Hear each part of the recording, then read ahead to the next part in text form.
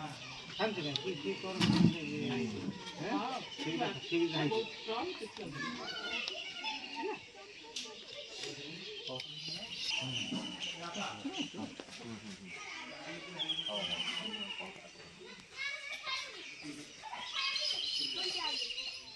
आगे बढ़ी कर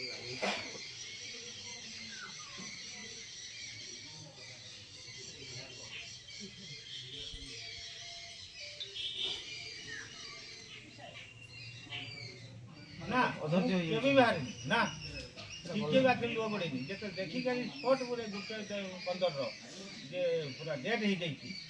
आउ जन को कथा गला हो कटक मु आसी दी जन कहली जे कटक गले कथा के आइले तो टिके कैंसिल नहीं तो भाई जान जाई कि बोले कि 2-3 दिन रे आसी तो सर ताको बसी क्या क्या सांत्वना दी उन्हें कर तुम ताकू से तो मला ये माने सुन ना ठीक आपन स्ट्रांग न परिवारटा चली এইটা ভাই ସମସ୍ତଙ୍କୁ ଗୁହାରି କରୁଛି କଥାରେ ନ ରହୁ ସମସ୍ତେ ସହଯୋଗ କରି ଯଦି ଛୁଆଟାକୁ ଯେ ମୁଣ୍ଡ ଲଗେଇ ଦିଏ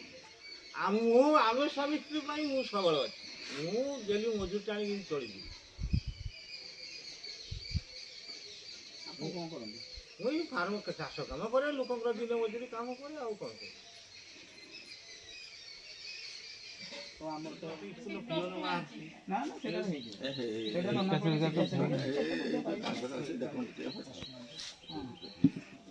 କେବଳ ଦୁଃଖ ମଝି ହଁ ଇଏ ହେଉଛନ୍ତି ଆମର ବଡ଼ ଭଉଣୀ ତାଙ୍କ ନାଁ ସଂଘମିତ୍ରା ମହାନ୍ତି ଇଏ ହେଉଛନ୍ତି ଆମର କାଳିଆ ଭାଇ ମନୋରଞ୍ଜନ ବେହେରା ମୋ ନାଁ ହେଉଛି ବିକାଶ କୁମାର ପାଢ଼ୀ ଏ ଭାଇ ହେଉଛନ୍ତି ପ୍ରଦ୍ୟୁମ୍ନ ପାଣିଗ୍ରାହୀ ଆଉ ସେ ତ ଜାଣିଥିବେ ଆମ ସରପଞ୍ଚ ଆମର ପ୍ରହ୍ଲାଦ ଭାଇ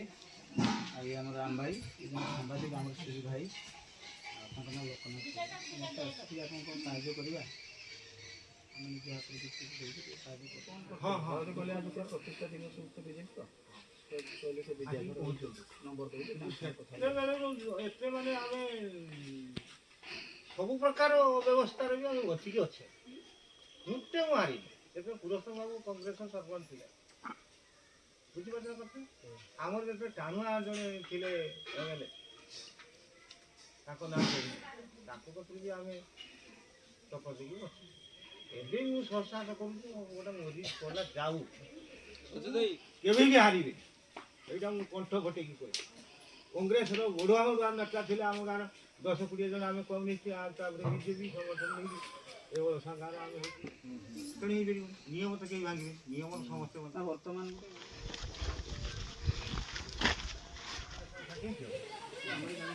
ସୁରକ୍ଷା ପାଇଁ ଯଦି ଯେ ଆତ୍ମହତ୍ୟା ମୁଁ ବି କାଲିଠାରୁ ସଂଗ୍ରାମ କରିବି ଦୃଢ଼ ସହକାରେ ଆତ୍ମବଳି ଦେଇଦେବି ରକ୍ଷା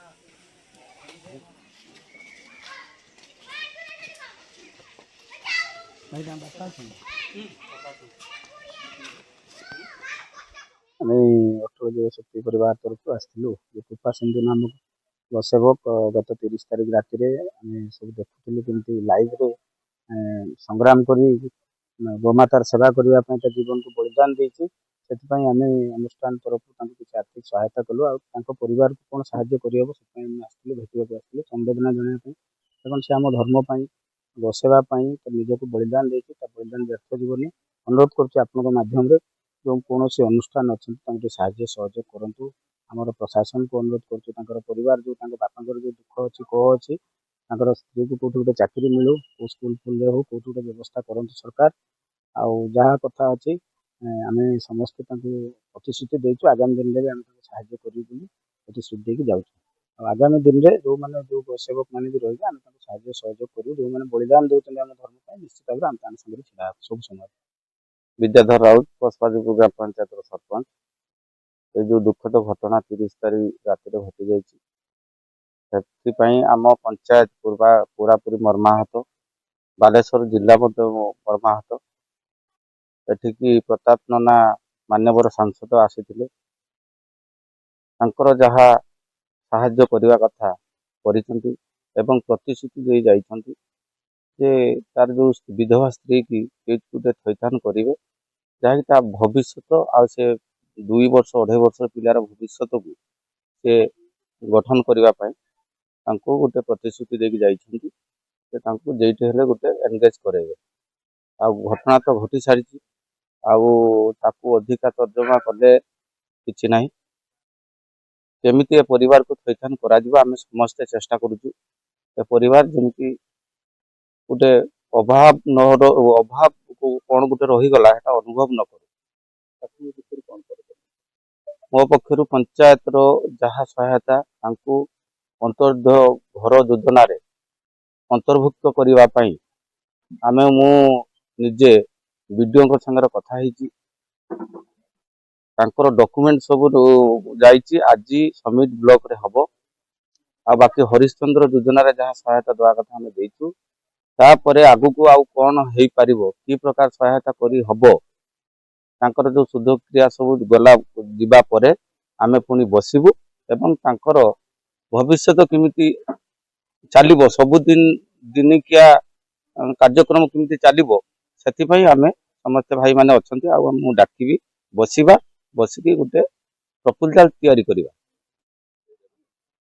ମୋ ପରିଚୟ କରୁଣାକର ବେହେରା, ଘର ମୋର ଅଳସୁଆ। ଆପଣଙ୍କର ପୁଅର ଯୋଉ ଦେହାନ୍ତ ପରେ ବିଭିନ୍ନ ସଂଗଠନ ସବୁ ଆସୁଛନ୍ତି, ବର୍ତ୍ତମାନ ସାଗର ଭିତରେ ରହିଛନ୍ତି, କଣ ଆକ୍ଚୁଆଲି ଚାହୁଁଛନ୍ତି, କଣ କହିବା ପାଇଁ ଚାହୁଁଛନ୍ତି? ମୋର ଏତିକି ସମସ୍ତଙ୍କ ପାଖରେ ନିବେଦନ ଯେ ପୁଅଟା ତ ଚାଲିଗଲା, ଏବେ ତାର 2 ବର୍ଷର ଛୁଆ, 25 ବର୍ଷର ତା ସ୍ତ୍ରୀ କେମିତି ସଂସାରରେ ବଞ୍ଚି ରହିବେ, ଏତିକି ସମସ୍ତଙ୍କ ପାଖରେ ଗୁହାରି କରୁଛି। ସମସ୍ତଙ୍କର ହାତ ଧରି ପ୍ରାର୍ଥନା କରୁଛି ଯେ ଏମାନଙ୍କ କଥା ବୁଝନ୍ତୁ। ନନା ଆସିଥିଲେ, କଥା ଦେଇକି ଯାଇଛନ୍ତି, ସେ ଛୁଆଟାକୁ କେମିତି ଗୋଟେ ମୁଣ୍ଡ ଲଗେଇବି, ପ୍ରତାପ ନନା ଆସିକି କହିକି ଯାଇଛନ୍ତି। ସେଇ ଆଶା ଭରସା ନେଇକି ସମସ୍ତ ଭାଇମାନଙ୍କ ପାଖରେ ଏଇ ହାତ ଯୋଡ଼ି ନିବେଦନ କରୁଛି, ସମସ୍ତେ ଯାହା ହୃଦବୁଦ କରିବେ, ଯାହା ଚିନ୍ତା କରିବେ। ଆଉ କୋଉ ନେତାମାନେ ଆସିବେ? ସମସ୍ତେ ନେତା ଆସିଛନ୍ତି, ସବୁ ପ୍ରକାର ନେତା, ସବୁ ପ୍ରକାର ପ୍ରଶାସନ, ସବୁ ପ୍ରକାର ସଂଗଠନ, ସବୁ ଭାଇମାନେ କହିଛନ୍ତି ଠିକ ଅଛି, ଆମେ ସେ ଛୁଆଟାର ତା ମାଆର ଭବିଷ୍ୟତ, ବୁଢ଼ାବୁଢ଼ୀଙ୍କର ଭବିଷ୍ୟତ ଚିନ୍ତା କରୁଛୁ। ଆପଣ ଧୈର୍ଯ୍ୟ ସହକାରେ